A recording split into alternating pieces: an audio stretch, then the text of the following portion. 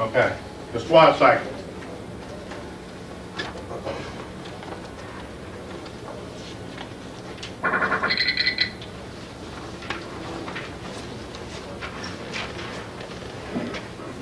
Okay.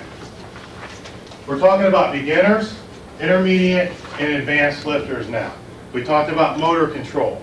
That motor control also means that the more advanced the lifter is, the less percent he needs to train with. Okay? A little opposite than what other people would tell you.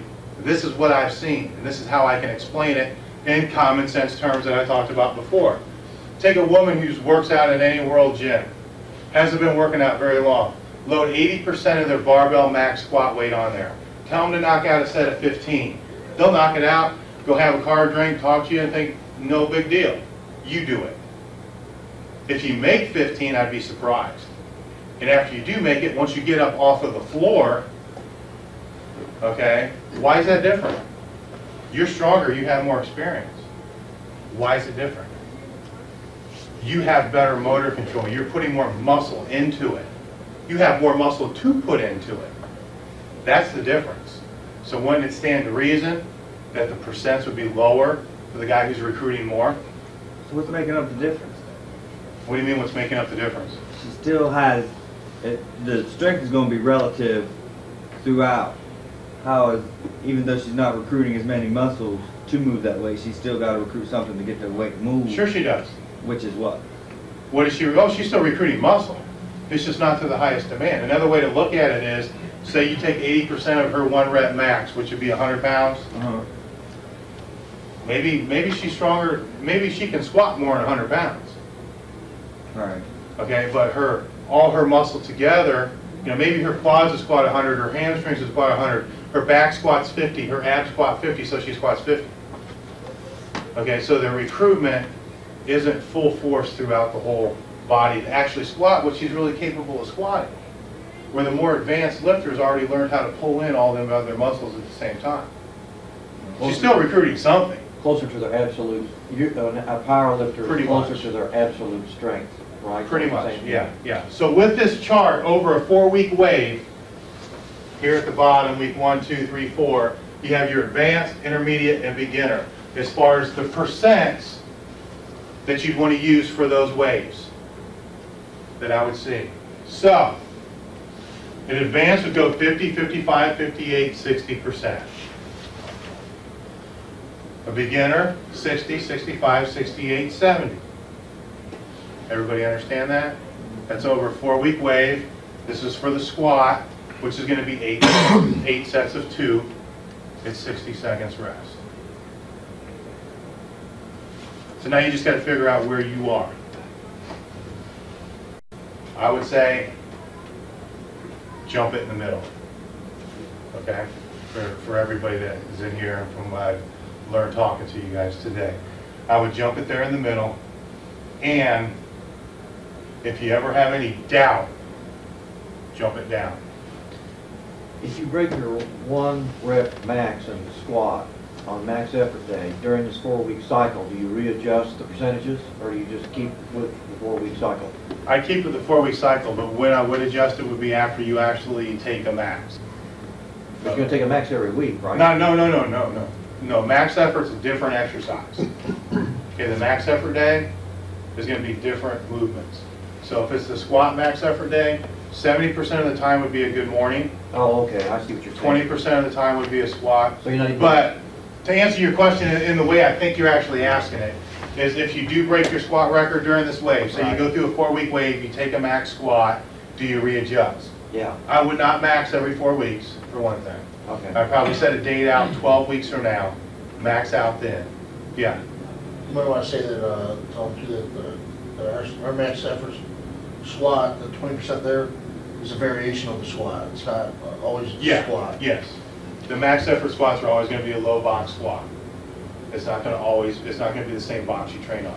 The box you train on for dynamic day is going to be a parallel box or 1 inch below. Okay?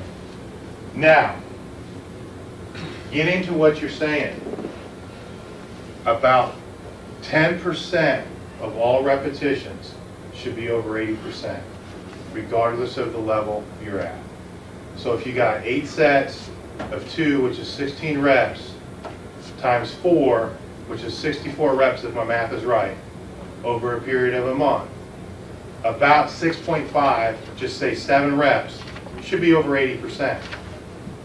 Now, that does not mean you sacrifice in place of the sets that you're already doing.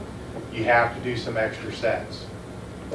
Okay? If we're doing a squat workout, and me and Mike are training at 55%, and we just did our 8 sets, and we feel pretty good, he's a little cocky or whatever. Usually it's the other way around. I'm being a little cocky, and he says throw on a plate.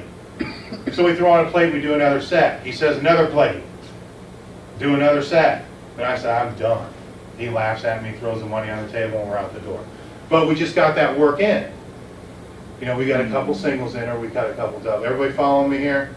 Same with the bench press. This is your marker. Many times you're going to find, especially just getting into this in the beginner and intermediate level, you might break your all-time record at the end of your workout. Okay, then you could readjust for the next training weight. But readjusting your percents, be a little careful about it. I've been training with the same 4-week wave since I squatted 800 pounds. You know, now we've done some different things with chains and bands, but if you squat, what's your squat? Oh, I only squat about 215. All right, 215 pounds. Say you squat 200 pounds, so we'll say 225, and it's easy. You know you could have had 250. I would tell you right off, why change your wave? Why mess with it? It worked last time, you had plenty of strength to spare. Don't mess with it. Just stay with it until it doesn't work.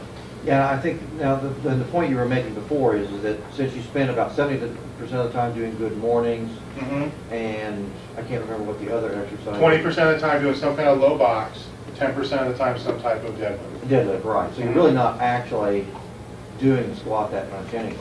Only on the dynamic day. Right. Yes. Yeah, and you always do the box squat on dynamic, right? Is that? I Yes, read that in correct. your articles recently. Yes. Always the box squat, 1 inch below parallel on that day. You want to go a little bit wider stance than what you're going to squat in competition to work your hips a little bit more.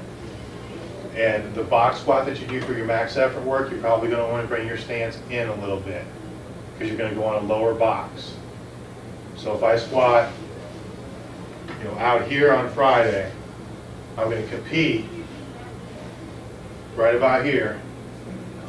Then my Monday is going to be right about here, for my max effort work, right about here. Keep in mind on Monday you're also trying to train your deadlift, which is why the stance is going to come in unless you're a sumo deadlift. So based on if we're not a competing power lifter and we're going to max every 12 weeks, you're going to start your training weight at 55. Once you get up to 65, you're going to go back down to 55. You got that it. same weight. Yep. 3 times. Yep. Okay. It's called a pendulum wave. It waves up, right back down, right back up. For most of the guys in here, now when I say advanced lifter, I'm not always talking about the guy who squats 900 pounds, okay? You could be a very advanced lifter. You've been training for a very, very long time.